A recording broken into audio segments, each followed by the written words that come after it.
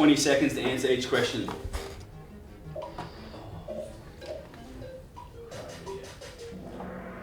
Ooh, well done. Great start, Reece.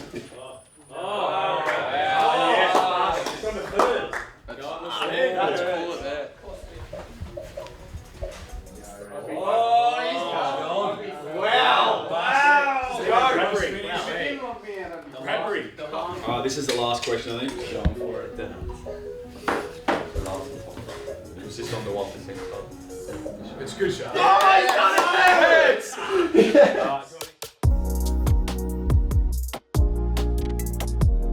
Good work with this stuff, boys. The reason we did that was obviously a bit of just to make sure we're getting across all these stoppage roles, but also who's familiar with the Bulldogs dictionary? Yep. Any of the first years? No.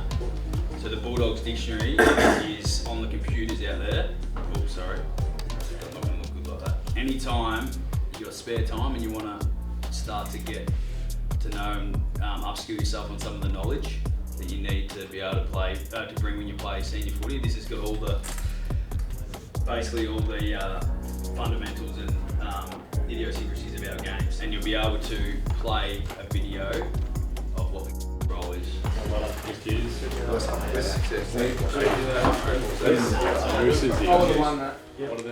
Learning all of our setups and structures is really important, and it's not, like I said, it's not complex, but it's in depth, and there's a lot of things to remember, a lot of moving parts. So using the app, the Kahoot app, to get them to vote and guess on a quiz what if each maybe term or name that we name our stoppage roles, to see who knows it, who doesn't. There's no judgment, a bit of fun, a really good way to learn, and especially with young players, they really gravitate to learning this way.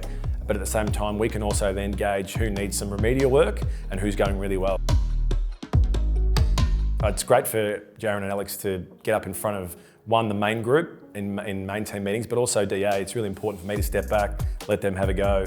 While they've been in football clubs for a long time, it's very different when you're on the other side. And standing in front of young kids when you need to know your stuff, you need to be strong, you need to be concise with what you say. They're learning the ropes really well, and obviously they're high caliber people too, so that means we're getting good learning at the same time.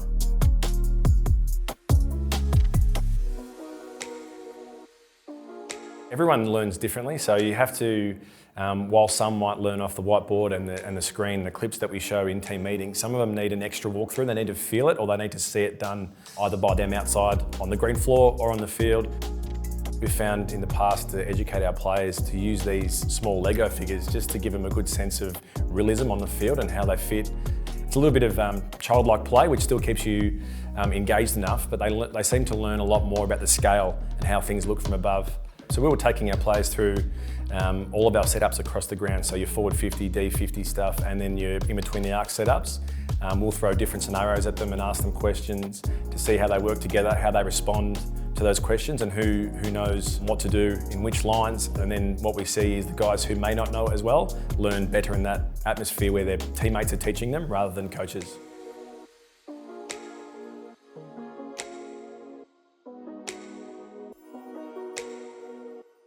While that's really important to be able to execute those things, it's also very important that you're able to do it mentally. So we've taken the players to Breath Haus a couple of times now.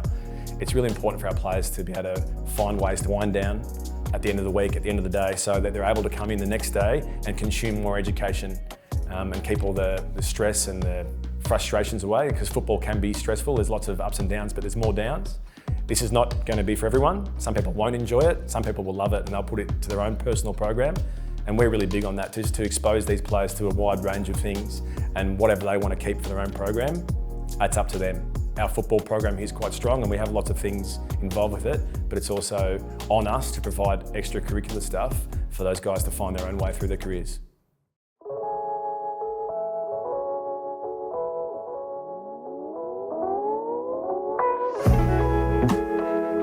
Breath Haus has been around for about a year now. This studio has been around for about 9 months. Today we had the boys in doing a breathwork session with Ella. Basically just switching their bodies from a stress state to a rest and digest parasympathetic state.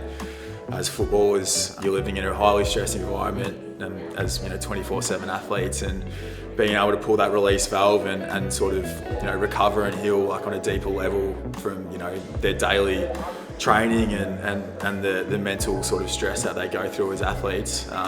That's sort of what the session was tailored around today, to give them a little release and be able to sort of just get out of their heads and an hour without their phones. Let it go, your shoulders drop down, your arms relax.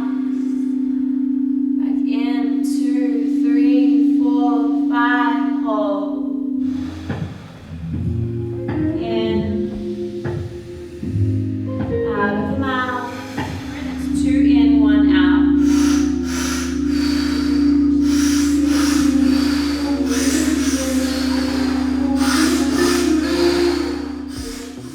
We tried a new breathing technique today. It's my first time experiencing it, so we started off with some slower breathing, and then gone into some powerful breath, and then also some breath holds through that middle bit, which was really challenging.